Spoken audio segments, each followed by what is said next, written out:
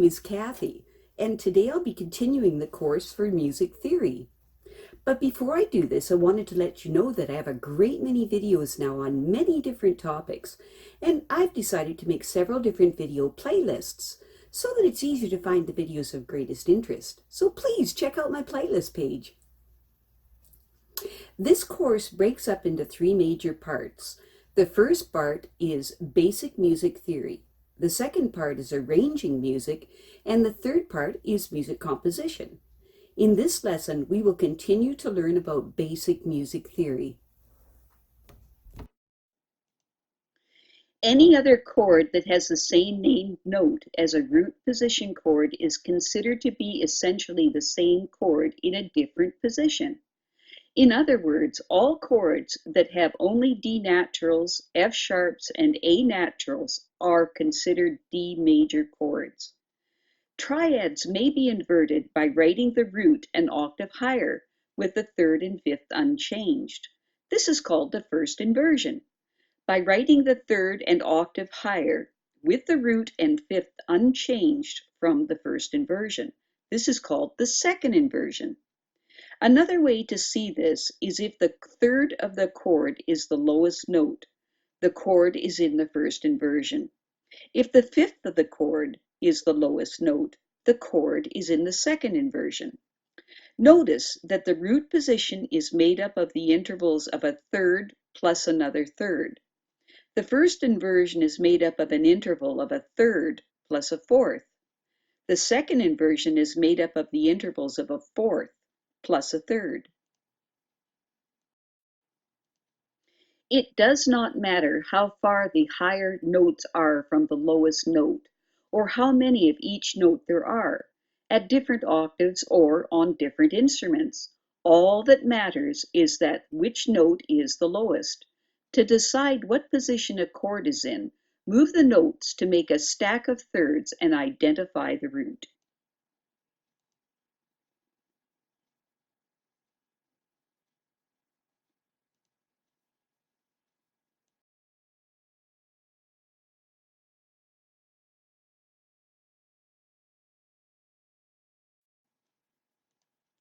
In your manuscript pad, rewrite each chord in root position and name the original position of the chord.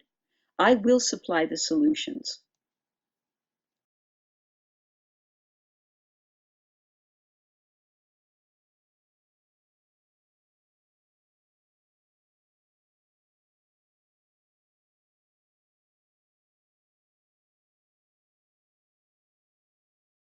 And here are the solutions.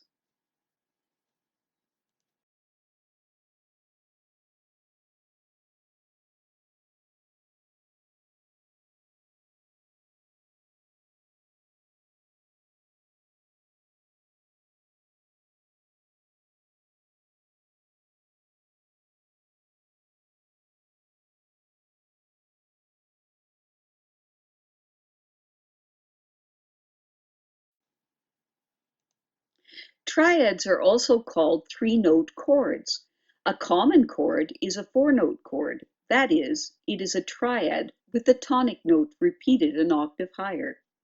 In your manuscript pad, identify these chords that are not necessarily in root position. Rewrite them in root position first if that helps. I will supply the answers.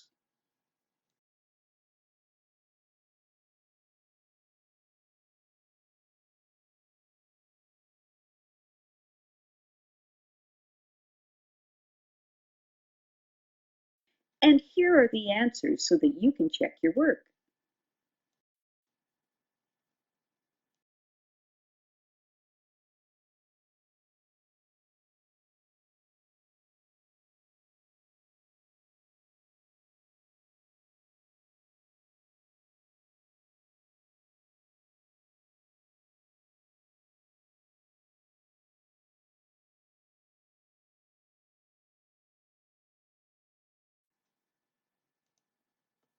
Notes that sound good together when played at the same time are called consonant.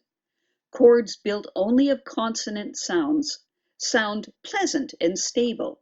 You can listen to one for a long time without feeling that the music needs to change to a different chord. Notes that are dissonant can sound harsh or unpleasant when played at the same time, or they may simply feel unstable. If you hear a chord with a dissonant in it, you may feel that the music is pulling you towards the chord that resolves the dissonance. Consonance and dissonance refer to intervals in chords. The interval between two notes is the number of half steps between them, and all intervals have a name that musicians commonly use, like the major third, which is 4 half steps or 4 semitones, or a perfect fifth, which is 7 half steps or 7 semitones, or the octave. An interval is measured between two notes. When there are more than two notes sounding at the same time, that's called a chord. The simple intervals that are considered to be consonant are the minor third, major third, perfect fourth, perfect fifth, minor sixth, major sixth, and the octave. In modern Western music, all of these intervals are considered to be pleasing to the ear. Chords that contain only these intervals are considered to be stable, restful chords that don't need to be resolved. When we hear them, we don't feel a need for them to go to any other chord. The intervals that are considered to be dissonant are the minor second, the major second, the minor seventh, and the major seventh, and particularly the tritone, which is the interval in between the perfect fourth and perfect fifth. These intervals are all considered to be somewhat unpleasant or tension-producing.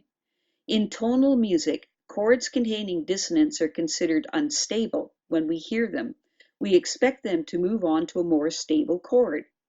Moving from a dissonance to the consonance that is expected to follow it is called a resolution, or resolving the dissonance. The pattern of tension and release created by resolved dissonances is part of what makes a piece of music exciting and interesting.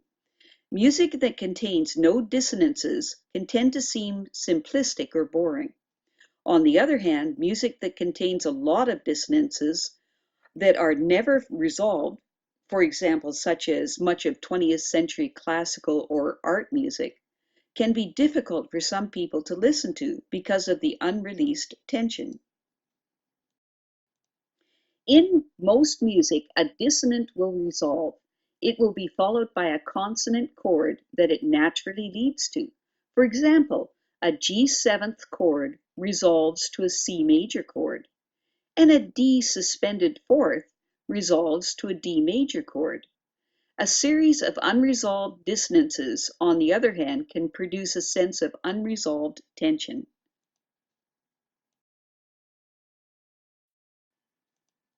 And here are the musical terms to memorize for this week. Tempo 1. Tempo 1 o tempo primo, back to the original tempo. This instruction usually appears above the staff. A tempo, in time, used after rit or rallentando. Attacca, go on to the next movement without stopping. Pesante, heavily.